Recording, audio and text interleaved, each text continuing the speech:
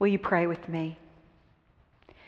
Loving God, may the words of my mouth and the meditations of our hearts and minds be pleasing to you, our rock and our Redeemer.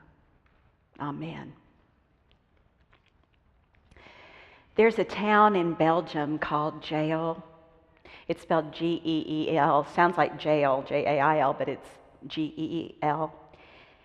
And for over 700 years, mentally ill people have gone to jail and they live in families. They go and they stay with people. Right now, there are 250 of these folks living in homes with the people in this community. There was a time around the Second World War when there were about 1,000 folks with mental illness that were there. Everybody's pretty happy. Folks are just living their lives. But it seems so different than anything we do here, just having people come and live with you with mental illness. They're not doing treatments, any of that. They're just living in community. And an American doctor went over there to see what they were doing and how it was working and if this was really real. And she found out some interesting things. She was looking to see if it was really happening, everything she heard, could it be replicated here in the United States? And one of the stories that really struck me from her visit was that when she was there, she heard about one of the boarders, a person that was living with a family, who every single day he twisted the buttons off of his shirt. And every single day, every day, his mom, the woman of the family that he lived with, sewed the buttons back onto his shirt every day, every day. And so the doctor said, I was looking at this situation and I thought about her precious time and about how frustrating that must be. And I suggested to her that she use fishing line, the nylon fishing line, to sew them on because then he couldn't get them off. But when she suggested that to this host mom, the woman was almost offended and said, no, you don't understand. I'm not going to ever use fishing line. Because he needs to twist off the buttons. This is what he needs to do every day. I heard about jail in an episode of Invisibilia, which is a great podcast, and the episode was called The Problem with the Solution. And I know I keep recommending it to everybody. I commend it to you. Invisibilia, The Problem with the Solution. But it has everything to do, I think, with how we are in families and some of our particular challenges and some of what we want to be. So I want to end this series. We've been talking about families and challenges for families and all of these things, but I want to end us on a vision of what we can be, what we can strive for, knowing we're human and God is still working in us and through us. And so 1 Corinthians seemed like a great place to end up. So many people use this particular passage in their weddings because it's a beautiful vision of what love is and isn't, and it's great to aspire to. In it, Paul is writing about the nature of love, but he's writing about it because the people in Corinth were at each other's throats. This was a group, we've talked about them before, that had all of these diverse people. There were folks with a lot of money, there were folks with no money, there were people that were commercial businessmen, there were some folks considered riffraff, and they were all trying to come together in community. And it was a mess. And one thing that was happening was everybody was trying to jockey for position, who was on top, who was in the lead. And some people had the gift of prophecy. And so they would start saying, if we don't change, we're going to do this. Other people had the gift of tongues. And so they would start speaking in tongues. And that, they thought, made them the ones that should lead the community. And there was power struggle going on around whose gifts are more important. And so in this passage, Paul is saying prophecy's great. Tongues, speaking in tongues is great, but love is more important than all of these things. And so he tells us some of the things love is. Now remember, this is a community that's going through some stuff. So he tells them, on the good side, what is love? Love is patient and kind. It rejoices in the truth, bears all things, believes all things, hopes and endures all things. Now, on the other side, some of the things that love isn't. Love isn't envious or boastful or arrogant or rude. So he was talking right to those folks in Corinth. It doesn't insist on its own way. Now, all of those, boastful, rude, insisting on its own way, all of those have to do with me putting myself first. Do you see that? Boasting, arrogant, rude, having my own way. If I'm all caught up in myself and my ego needs, then I'm not loving the way that Paul is saying that we're supposed to love. So right off the bat, we see one big thing about there's something about a selflessness that's needed. Love isn't irritable or resentful, and it doesn't rejoice in wrongdoing. So this idea of community, there are the people in Corinth. They had come together because they had this new belief in Jesus Christ through the Holy Spirit. Paul had brought them together, and it was great, yay! But then differences started poking out, and they started having these power struggles and ego things that were going on. There was one point when the rich people wanted to have their meal first, and then the people without money could come. And Paul had to explain, no, this meal and community is for everybody. He was constantly having to work with them. Well, it's interesting. Scott Peck is an author that wrote several books a while back. He's dead now, but they're still classic books. There's the one that I'm picking this from is called Different Drum. All of his stuff I commend to you. Road Less Traveled, there were several. Scott Peck. He has a model of community that I think is pretty interesting. He says the first thing that happens, before I get into the model, I want you to think about a time when someone new came into your work group, or you were new in an existing work group, or maybe you got married and you were coming into a new family, or maybe at school there was some social group, and when a group has changed. Think about that for a second. Okay, here's what Scott Peck said. The first thing that we do as humans is we form pseudo-community. Pseudo-community is when everybody's real nice and we are conflict avoiding and we're real polite with each other and you don't say the thing that might get somebody mad, and it's so nice, but it's not real. So at first, and that may not last long, or then again it could last for a very long time, but eventually the differences are going to start poking their heads up. People's egos are going to get impacted. Somebody's going to say something's going to hurt somebody's feelings. You're not doing it the way we've always done it, and all of that's going to happen. And the second stage is chaos. Chaos where you feel up in your stuff. You are angry, you're resentful, you're all the things that love isn't.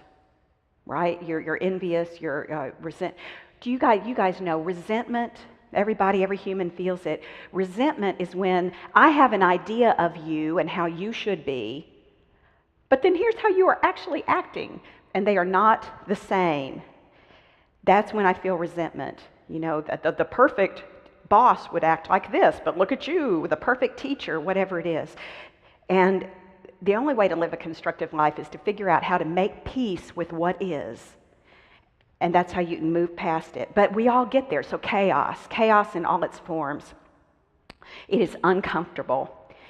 I went on a long trip to Africa with some girlfriends a while back, and we went through all of this. We came together. We were so excited about our trip, yay, and all of that. But it wasn't long traveling together and trying to just deal and not having enough sleep and some stress when we were at each other.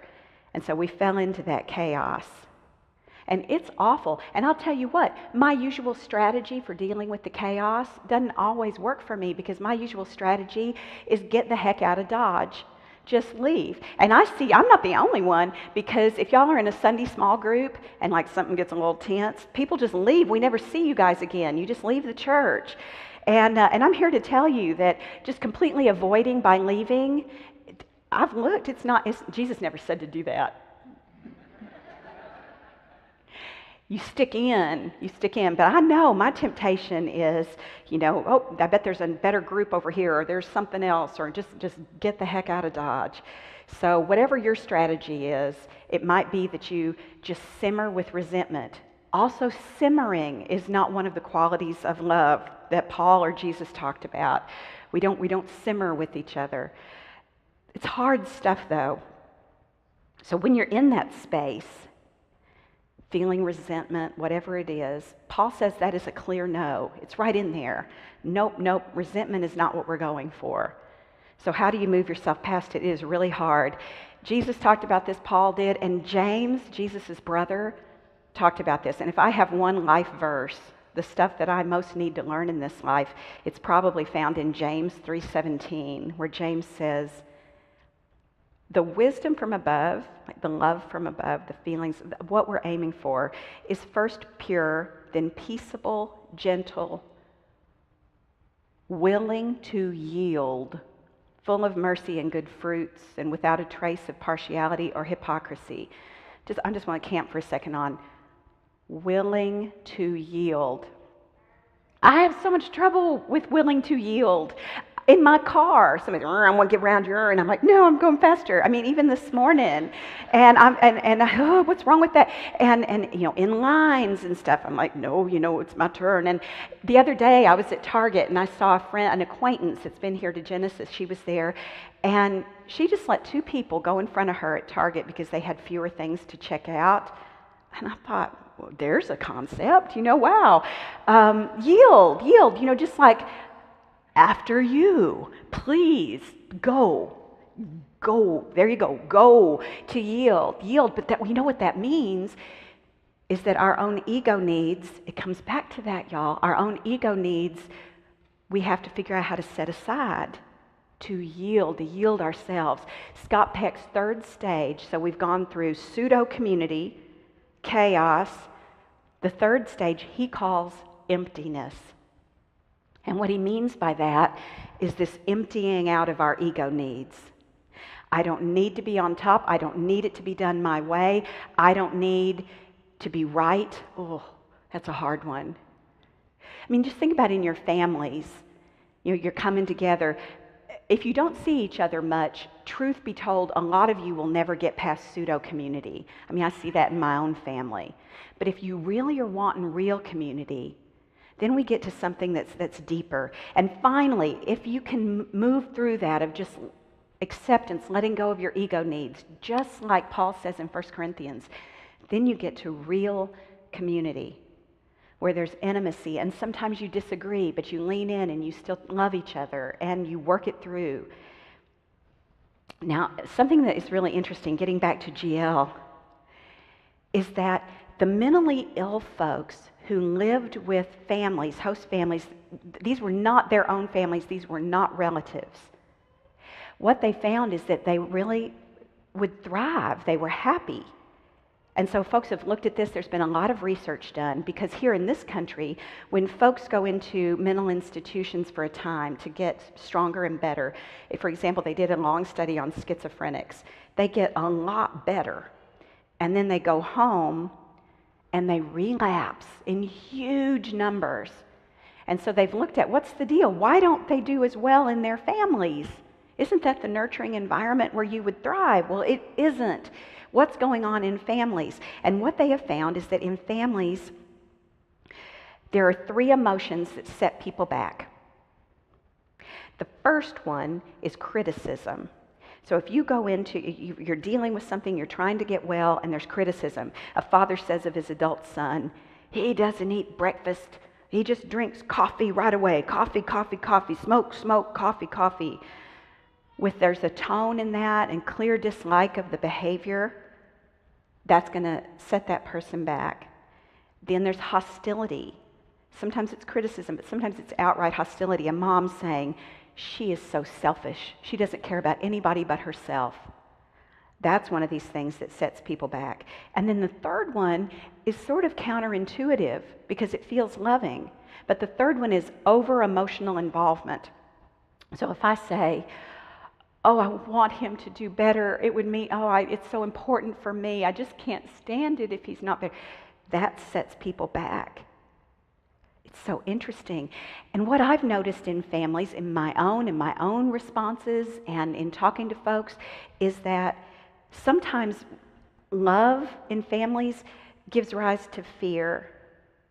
It's the mom who so desperately wants her son to have friends, and so she wants to push him to have friends because that's so important, and she can't stand the thought of him being lonely later on.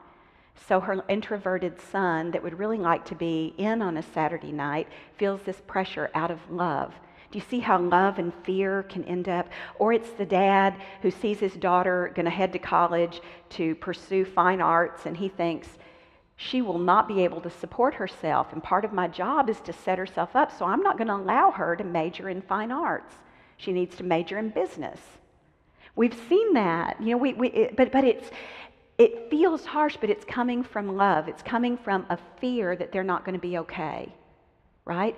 That love that turns into fear is bad for people, it turns out. The secret of JL turns out to be that the folks they're living with have no interest or no care in the world in whether the people get better. They just accept them as they are. They sew the buttons back on night after night after night.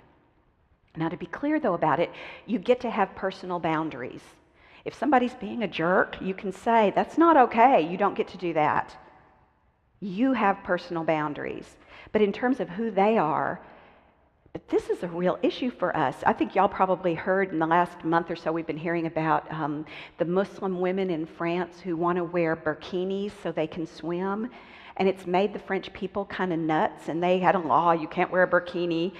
Well, I feel like that sometimes. Don't tell on me about this, but I have seen young men that are walking around, and y'all, their pants are here, here, and their whole tighty-whities flapping in the breeze, and I've become like an old woman or something, because I want to go, let's pull those pants up. Well, they're not my pants, it's not my bobo hanging out, but yet I'm like, cover that, We can get all in everybody else's business. It's so easy, wanting them to be different. But actually what love is this incredible acceptance of everybody where they are. Again, you get to have boundaries. They don't get to rob and those sorts of things. I'm not talking about that. But just a person's quirks, their path, accepting right where they are and loving them. Even if sometimes they say the wrong thing or sometimes they irritate you, finding a way to yield. What would it look like in your family, in your communities, in your workplaces, if you could just breathe into this and be love the way that Paul says? Let your ego go. Just be an instrument for something bigger. What would that look like? What if you could let go of your fear that your kids, for those of us that are parents, this is a big thing. This fear that they're not going to be okay, and then this urgency to make things change so that they will be okay. But what if you just release and just love them right where they are? That's the challenge for us, is how do we move our own egos, our own fear aside? Love has nothing to do with fear. It has to do with something bigger. And you can pray if you feel that. You can take that to God and pray and say, I've got these worries. Handle them, please, God. And then you put your mind on something higher. This is a tough task. So right now, I guess to start, my challenge for every single one of us this week, think about somebody right now that's in your family or in a community that you're in that's just hard for whatever reason. You need to be right, or you find that you're in power struggle, or your ego's poking up, or they just irritate you. It could be their politics, because wow, are we seeing a whole lot of not love right now going on. And that and we can do that too. So it could be politics, or it could just be that they say that insensitive thing that finally just gets on your nerves, whatever it is. One person, think of one person. And just work on how can you let go of your ego, notice when it's popping up, and just see if you can appreciate them in a new way this week. Understanding and being patient, yielding. I yield. It's hard to do, so start with one and work on it and pray about it and see where it gets you. Let's be love. And let's be real community. And now will you pray with me the prayer of St. Francis? It'll be on the screens for you. Lord, make me an instrument of your peace. Where there is hatred, let me sow love. Where there is injury, pardon. Where there is doubt, faith. Where there is despair, hope. Where there is darkness, light. Where there is sadness, joy. O divine Master, Grant that I may not so much seek to be consoled as to console, to be understood as to understand, to be loved as to love. For it is in giving that we receive, it is in pardoning that we are pardoned, and it is in dying that we are born to eternal life. Amen.